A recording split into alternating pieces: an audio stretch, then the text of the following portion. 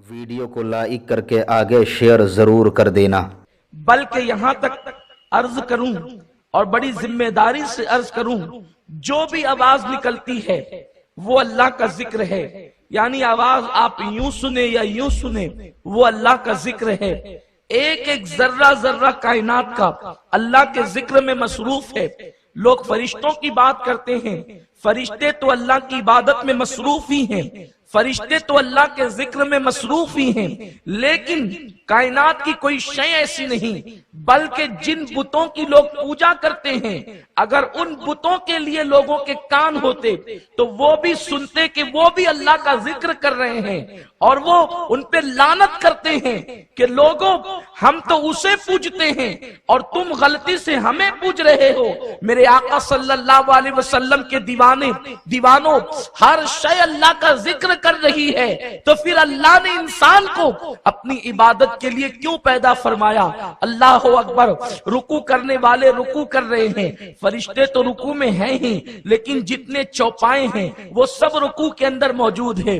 सजदा करने वाले फरिश्ते सजदे में हैं ही, लेकिन जो चौपाए रेंग कर चलते हैं वो 24 घंटा सजदे में हैं। अल्लाह अकबर।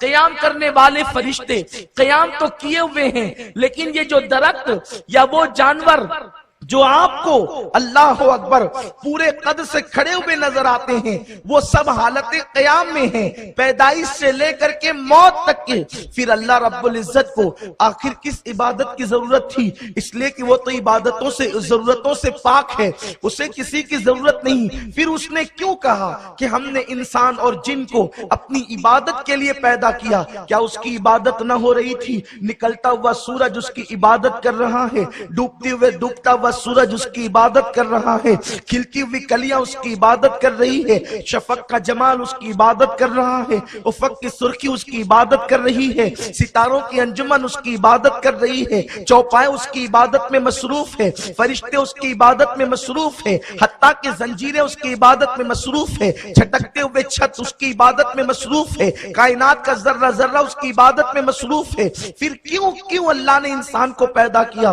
और किस इबादत के लिए पैदा किया? और फिर एक बात अर्ज करूं, अल्लाह इरशाद फरमाता है इल्ला लियाबुदून, सिर्फ इबादत के लिए। इस इल्ला पर हम मरकज पर थोड़ा सा इशारा दे आए हैं कि जब इल्ला आता है सिर्फ, यानी सिर्फ, अब कोई दूसरा काम नहीं होगा, सिर्फ इबादत होगी। मेरे प्यारे आका सल्लल्लाहु ताला अलैहि वसल्लम के प्यारे दीवानों, इस इल्ला को आप यूं समझें, कुरान मुकद्दस ने कहा इल्ला लियाबुदून, सिर्फ इबादत के लिए। यानी आप दूसरा काम करें तो मुजरिम हो जाएं, आप दूसरा काम करें तो गुनहगार हो जाएं, आप दूसरा काम करें तो पापी हो जाएं, क्योंकि कुरान कह रहा है इल्ला लियाबुदून, हमने सिर्फ इबादत के लिए पैदा किया। आप इस इल्ला को यूं समझ सकते हैं, ला इलाहा इल्लल्लाह, अल्लाह के सिवा कोई माबूद नहीं है, यानी सिर्फ अल्लाह माबूद है। अल्लाह के सिवा एक जर्रे के बराबर भी और एक लम्हे के लिए भी आपने किसी को माबूद माना तो आप मुजरिम हो जाएंगे। तो फिर अल्लाह रब्बुल इज्जत फरमा रहा है इल्ला लियाबुदून, इंसान सिर्फ इबादत के लिए है। गोया के सोना अब पाप हो गया है, तवज्जो फरमाए, सोना पाप हो गया है, बैठना पाप हो गया है, खड़े रहना पाप हो गया है, अल्लाह अकबर, गुफ्तगू करना पाप हो गया है, अल्लाह अकबर, किसी की शादी में जाना पाप हो गया है, शादी करना पाप हो गया है। यही तो आप मतलब लेंगे, इसलिए कि कुरान ने जो कहा इल्ला लियाबुदून, हमने सिर्फ इबादत के लिए पैदा किया।